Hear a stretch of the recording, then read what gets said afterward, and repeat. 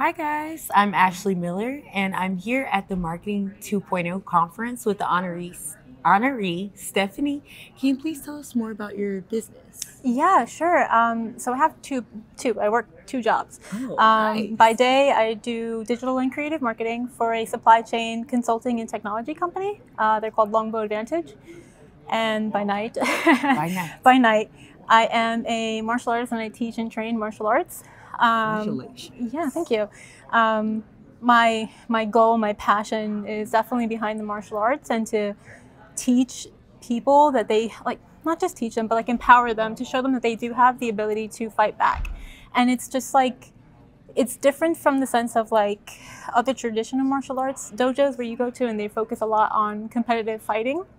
I think mine is more focused on self-defense, self-love, and self-growth. I love that. Yeah, yeah. I love that so much. So, with your martial arts background and with the marketing business that you also do, what are some things that inspired you throughout your business and how do they interact cohesively for you? Oh, that's a really good question. You would think that they wouldn't work together, but they do. A lot of martial arts, there's a traditional philosophy behind karate and martial arts. There's these things called karate precepts, basically, and they're like philosophy or philosophical points that people can kind of like live up to, or like kind of are guidelines to help you become not just a better martial artist, but a better person.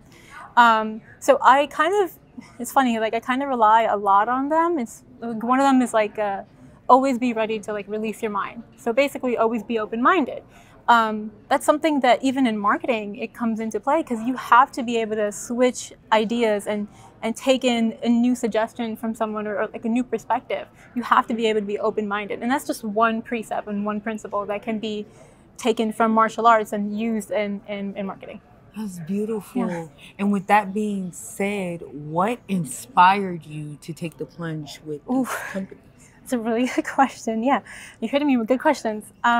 With Longbow Advantage, it was kind of it was a blessing in the sense like they found me at an opportunity in my life where I was looking for an organization that was, I guess, ready to not just see me as as a number, but as a person. Like understand that I have my own thoughts, I have my own values, I have my own ideas, right? So working at Longbow, being able to allow myself to grow and play with those parts of myself, which any other organization never really allowed me to do that. So for them, it was like I can grow here. Yeah. For the Zen Warrior, it's more of a personal mission. This is gonna get personal. Yeah, I was assaulted in Atlanta, Georgia, a few years ago, prior to the pandemic, and it like I had to fight. I had to physically fight this man off, and I went back to my hotel room and I was like,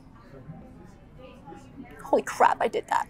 Yeah, Like that. I'm sorry that you had to, Oh, you know? no, well, thank you for apologizing for it. But it definitely shifted my perspective on the world because when you take martial arts, you're like, that'll never happen to me. I'll never get assaulted. I'll never do these things. It's not going to happen to me, right? People have these mindsets.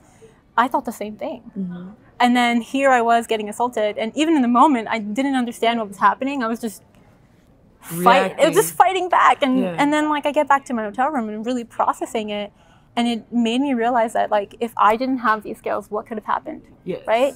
And it made me want to empower women to understand that they can fight back too, that they're not just a statistic, you're not just a number, and it's not just like, oh, that happened to you. No, it's you have the ability to fight back, you have your own voice, you have power in yourself. And I think a lot of like martial arts dojos can be a little intimidating for women because a lot of it's are male dominated, and it's it's tough because as a woman you're trying to get into a sport, you may not feel comfortable with it, you may not feel as free, and that's something that I'm trying really hard to change and make people feel comfortable in learning, not just like an ability like a skill set that you can just do as a hobby, but as a lifestyle, martial arts as a lifestyle.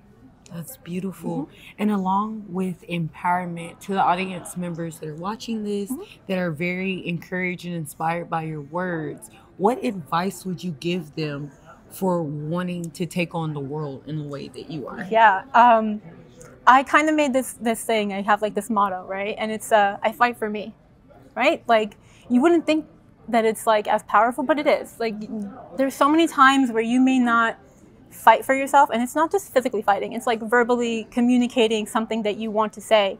Maybe you have like an anxiety around it, right? Like there's times where you don't feel safe communicating something.